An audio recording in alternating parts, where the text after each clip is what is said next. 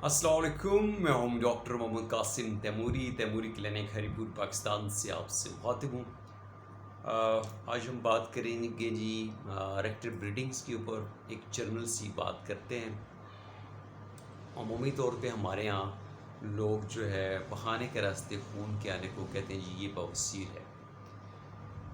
बहाने के रास्ते खून का आना एक पॉसिबल कॉज हो सकती है बवासीर की एक, लेकिन इसके अलावा भी मुख्तलिफ जो है और दीगर काजेज़ भी हो सकती हैं, यानी मुमकिना काजेज़ जो कि जिसकी वजह से जो ब्लड अंदर से आ रहा है। बाज़ दफ़ा जब ब्लड अंदर से आ रहा होता है तो उसके साथ स्टूल का जो कलर होता है, बहाने का कलर, वो भी चेंज होता है। जितना खून जो है दूर से आएगा उतना बहाने का रंग जो है उतना डार्क होता है। जैसे अगर मैदे के अंदर अल्सर की वजह से ब्लीडिंग हो रही है तो वो जो ब्लड होगा, वो जो स्टूल होगा, ब्लैक टाइप स्टूल होगा। इसी के तरीके के साथ साथ जैसे जैसे वो मतलब है कि मकद के पास करीब करीब आता है तो वो खून की रंगत जो होती है वो गहरी और तेज़ होना शुरू हो जाती है। जब एनल फिशर जो होता है बिल्कुल एंड पे जो कट लगता है क्रोनिक कॉन्स्टिपेशन की वजह से, हार्ड स्टूल की वजह से, वहाँ से फ्रेश ब्लड निकलता है, बिल्कुल रेड ब्लड, ठीक है, और वो बहाने के साथ एक लकीर की तरह वो साथ निकलता है, तो वो एनल फिशर होता है। अब एनल फिशर भी जो होता है उसको भी लोग जो है बवासीर कह रहे होते हैं। लोगों को तो यही पता है ये बवासीर है, बहाने के रास्ते खून आने को लोग बवासीर कहते हैं। तो इसका फ़िज़िकल एग्जामिनेशन किया जाता है। इसके साथ अगर अंदर से कहीं से ब्लड आ रहा है कुछ किसी वजह से तो फिर उसकी क्रोनोस्कोपी की जाती है। क्रोनोस्कोपी में फिर आगे मज़ीद जो है फर्दर मोर डायग्नोसिस में बायोप्सी भी रिकमेंड की जाती है। अगर वो चीज़ें जो है पेचीदा होती जा रही हैं, बायोप्सी भी करते हैं उसकी। तो बवासीर जो है वो आप सबको पता है, आम तौर पे जनरली हमारे यहाँ एक कंसेप्ट है, ये बादी बवासीर है, ये खूनी बवासीर है। इस बवासीर के साथ खून आता है, इसके साथ इंटरनल ब्लीडिंग होती है। जैसे अंदर जो रेक्टम है, बड़ी आंत है, उसके अंदर खून की जो वरीदें होती हैं, रगें होती हैं, वो फूल जाती हैं, ठीक है। उसकी वजह से जो है बंदे को उलझन, बेचैनी महसूस होती है, पेन महसूस होता है।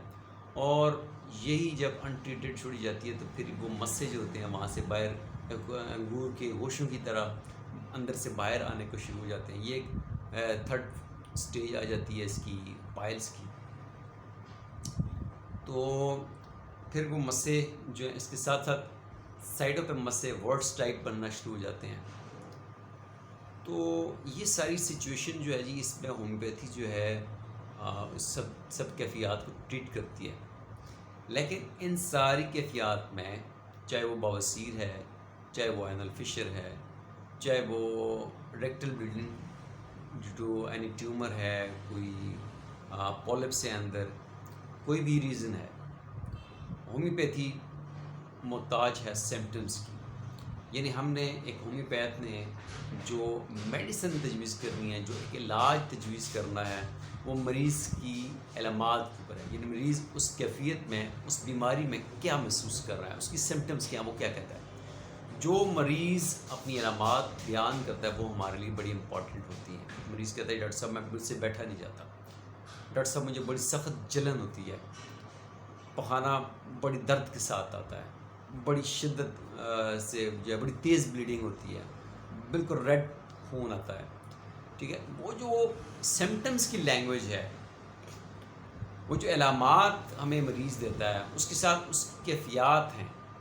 उसके साथ उसकी माइंड सिम्टम है, उसके साथ वो शदीद खौफज़दा है, शदीद खौफ है उसके अंदर, एक्सट्रीम फियर पाया जाता है, एक्सट्रीम एंजाइटी पाई जाती है।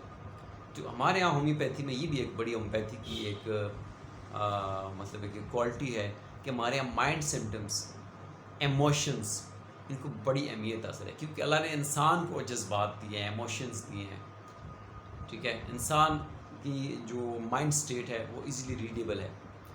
तो किसी भी मर्ज़ में मरीज़ की ज़हनी अलामात, उसके एहसासात, जज्बात, कैफियत, ये हमारे बड़ी इंपॉर्टेंट होती हैं। तो एक होम्योपैथ जो होता है मरीज़ की न सिर्फ वो अलामात ले रहा होता है, बल्कि उसके साथ साथ उसकी माइंड सिम्टम्स اس کی ایموشنز، اس کی باڈی لینگویج، اس کی وہ بیٹھا کیسے ہوا ہے، اس کا لائف سٹائل کیسے ہے، اس کی ڈیزائر کیا ہے، اس کے خیالات کیا ہیں.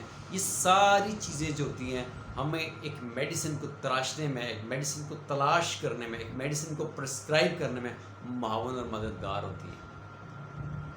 کیونکہ ہم نے ٹریٹمنٹ کرنی ہوتی ہے وہ ٹوٹیلٹی کے اوپر کرنی ہوتی ہے. اب مریض ہمیں کہتا ہے ڈاکٹر صاحب مجھے پہانے کے ساتھ خون آتا ہے جی، مجھے دوائی لکھ کے دیں. ایسا نہیں ہے. ڈاکٹر صاحب مجھے خونی بواسیر ہے، دوائی لکھ کے دیں. ایسا نہیں ہے. ہمیں مریض کے بارے میں جاننا ہوتا ہے، مرض کے بارے میں جاننا ہوتا ہے. ایک اسی کھوجی کی طرح کھوج لگانی ہوتی ہے ہمیں سمٹمز کی، کازز کی، فیملی میڈیکل ہسٹری کی، پاسٹ میڈیکل ہسٹری کی، ٹھیک ہے، مریض کی پروفیشنل میڈیکل ہسٹری کی. جب یہ ساری چیزیں ہمارے پاس آ جاتی ہیں تو پھر انہی میں سے ہمیں جواب ملتا ہے کہ اس کی پاسبل ریزن کیا ہے، کازز کیا ہے. اس کا یہ لائف سٹائل تھا، اس کی یہ اس پروفیشن میں تھا، اس کی یہ ایکٹیویٹیز تھیں، اس کی یہ فیملی میڈیکل ہسٹری تھی، اس کی یہ پاسٹ میڈیکل ہسٹری تھی. وہیں سے اس کی کازز ڈیفائن ہو جاتی ہیں. جب کازز ڈیفائن ہو جاتی ہیں تو پھر اس کی ٹریٹمنٹ آسان ہو جاتی ہے، مینجمنٹ آسان ہو جاتی ہے. تو بات کہنے کا مطلب یہ ہے کہ بڑے پیشاب کے ساتھ خون کا آنا بواسیر نہیں ہوتا. اس کی اور پاسبل کازز بھی ہو سکتی ہیں جن کو ہم ڈائگنوز کرتے ہیں، بلکہ بعض دفعہ ڈائگنوز ہوئے کیس ہمارے پاس آتے ہیں. ڈاکٹر صاحب یہ ہم فلاں ڈاکٹر کے پاس گئے، فلاں ڈاکٹر کے پاس گئے، فلاں ہاسپٹل گئے، یہ فلاں کی رپورٹ ہے، یہ فلاں کی رپورٹ ہے، یہ فلاں کی رپورٹ ہے، لیکن آرام نہیں آیا تو ہم آپ کے پاس آئے. تو ہمارے پاس ایک بعض دفعہ پورا ایک ڈائگنوزڈ کیس ہمارے پاس آ جاتا ہے. تو پھر وہ اس کو لے کے ہم چلتے ہیں. پھر ہمارے لیے امپورٹنٹ کیا ہے؟ مرض اور مریض دونوں. تو ہم اس کے لیے باقاعدہ طور پہ مریض کی مکمل آبزرویشن کرتے ہیں، مکمل ڈیٹیل کیس ٹیکنگ کرتے ہیں. اس کے بعد اس کا کیس انالیسس ہوتا ہے، میڈیسن پرسکرائب ہوتی ہے. پھر یہ طے کرتے ہیں کہ ہم نے اس کی مینجمنٹ کرنی ہے یا اس کو ٹریٹمنٹ طرح لے کے جانا ہے. ٹریٹمنٹ ہوتی ہے تو اس کے لیے ہم ٹائم فریم، اس کو فالو اپ ریکمینڈ کرتے ہیں کہ آپ نے 2 مہینے، 1 مہینے، 3 مہینے ہمارے پاس فالو اپ کرنا ہے. کیونکہ کرونک امراض، ایسے امراض جو آپ کے ساتھ مہینوں سے ہیں، ایسے امراض جو آپ کے ساتھ سالوں سے ہیں، اس کی پراپر ٹریٹمنٹ چاہیے. ایسا نہیں ہے آپ میرے پاس کسی بھی ڈاکٹر کے پاس گئے، آپ نے ایک دفعہ اس سے میڈیسن پرسکرائب کی اور ایسا موضوع نہیں ہو سکتا کہ آپ ایک ہی دفعہ کی پرسکرپشن سے آپ کا سالوں پرانا، مہینوں پرانا مسئلہ ٹھیک ہو جائے. مرض کو ریسٹور کرنے میں، ہیلتھ کو ریسٹور کرنے میں، مرض کو شفایاب کرنے میں اور مریض کو جو ہے اس کی ہیلتھ کو ریسٹور کرنے میں ٹائم لگتا ہے. اس کے لیے آپ کو ایک مخصوص ٹائم کے ساتھ 15 دن کے وقفے سے آپ آئیں، 1 مہینے کے وقفے کے ساتھ آپ اپنے معالج کے پاس آئیں، پھر سے اپنی ڈیٹیل کیس ٹیکنگ کروائیں، اپنی علامات کیفیات. اس میں ہوتا یہی ہے کہ مریض آ کے بتاتا ہے ڈاکٹر صاحب یہ ایشوز تھے پہلے، یہ مسئلے میرے ٹھیک ہو گئے ہیں، اب یہ مسئلے باقی ہیں. تو پھر ڈاکٹر جو ہے آپ کی اس کیفیت کے اوپر آپ کے لیے میڈیسن تجویز کرتا ہے. یاد رکھیں ہومیوپیتھی میں جیسے ہی علامات اور کیفیات جو ہیں، symptom and state of the disease change ہوتی ہے، میڈیسن بھی اس کے ساتھ چینج ہوتی جاتی رہے. تو ان چیزوں کا آپ نے خیال کرنا ہے. مرض میں ہمیشہ جو ہے کرونک امراض میں آپ نے ہمیشہ فالو اپ لازمی کرنا ہے. آپ نے فالو اپ چھوڑ دیا، آپ کی ٹریٹمنٹ آدھی، وہ کہتے ہیں نا you lose when you give up. تو آپ نے اپنی ٹریٹمنٹ جہاں سے بھی آپ کروا رہے ہیں، ایلوپیتھک کروا رہے ہیں، ہومیوپیتھک کروا رہے ہیں، جدھر سے بھی آپ ٹریٹمنٹ کروا رہے ہیں، تو آپ نے ایک ٹریک پہ چل کے پراپر فالو اپ کرنا ہے. فالو اپ سے آپ کا معالج بھی کسی نتیجے پہ پہنچے گا اور آپ بھی کسی رزلٹ پہ پہنچیں گے، آپ کو رزلٹس ملیں گے. ایسا نہیں آج میرے پاس ہیں، کل کسی کے پاس ہیں، پرسوں کسی کے پاس ہیں. اس سے آپ کا وقت، اس سے آپ کا پیسہ بھی ضائع ہوتا ہے اور آپ کے مرض جو ہے وہ اس کی کمپلیکیشنز میں بھی اضافہ ہوتا ہے. تو ہم دیکھتے ہیں ہمارے پاس جب پیشنٹ آتا ہے، دیکھتے ہیں جی یہ ہمارا پیشنٹ جو ہے یہ ہومیوپیتھی سے ٹریٹیبل ہے کہ نہیں ہے. پوری ڈیٹیل کیس ٹیکنگ کے بعد ہم نے یہ فیصلہ کرنا ہوتا ہے کہ یہ میری ٹریٹمنٹ سے اس کو فائدہ ہو سکتا ہے کہ نہیں ہو سکتا ہے، کیور ہو سکتا ہے، مینیج ہو سکتا ہے کہ نہیں ہو سکتا. جب ہم اس چیز پہ یقین ہوتا ہے کہ یہ میڈیسن سے کیور ہو سکتا ہے, مینیج ہو سکتا ہے, ہم اس کو اس کیس کو لیتے ہیں. لیکن ایسا کیس جو کسی اسپیشلسٹ کے پاس جانے کا ہے, کسی سرجن کو پاس بھیجنے کا ہے, تو ہم اس کو اسپیشلسٹ کے پاس بھیج دیتے ہیں, سرجن کے پاس بھی بھیج دیتے ہیں. لیکن جہاں پہ ہم سمجھتے ہیں کہ اس مریض کو غیر ضروری سرجیکل پروسیجر سے ہماری میڈیسن, ہمارا سسٹم جو ہے بچا سکتا ہے اللہ کے فضل سے, تو ہم اس کو بھی ٹریٹ کرنے کی کوشش کرتے ہیں. انشاءاللہ آپ سے پھر بات ہوگی. اگر آپ کا کوئی ایشو ہے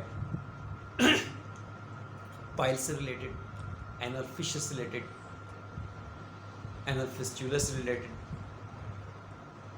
اور پائلس کا ایشو, کرونک کانسٹیپیشن, ٹھیک ہے, آنتوں کی انفیکشن, ایچ پائلوری, تو آپ ہم سے رابطہ کر سکتے ہیں. لیکن طریقہ وہی ہے کہ آپ ہمیں ڈیٹیل کیس ٹیکنگ کے لیے ہم سے بات کرنی ہے, اپوائنٹمنٹ بک کرنی ہے. ہم آپ سے مکمل آپ کی کیس ٹیکنگ کریں گے, ٹھیک ہے. اس کے بعد آپ کی کیس اسٹڈی, کیس انالیسس کے بعد آپ کے لیے اچھی میڈیسن پرسکرائب کریں گے. ہماری میڈیسن ماشاء اللہ سے پوری دنیا میں جاتی ہیں, پاکستان بھر میں جاتی ہیں. آپ ہم سے میڈیکل پرسکرپشن بھی لے سکتے ہیں اور میڈیسنز بھی ہمیں آرڈر کر سکتے ہیں. ہم آپ کو ڈور اسٹیپ تک میڈیسن انشاءاللہ پہنچا سکتے ہیں. انشاءاللہ آپ سے پھر بات ہوگی. Thank you. اللہ حافظ.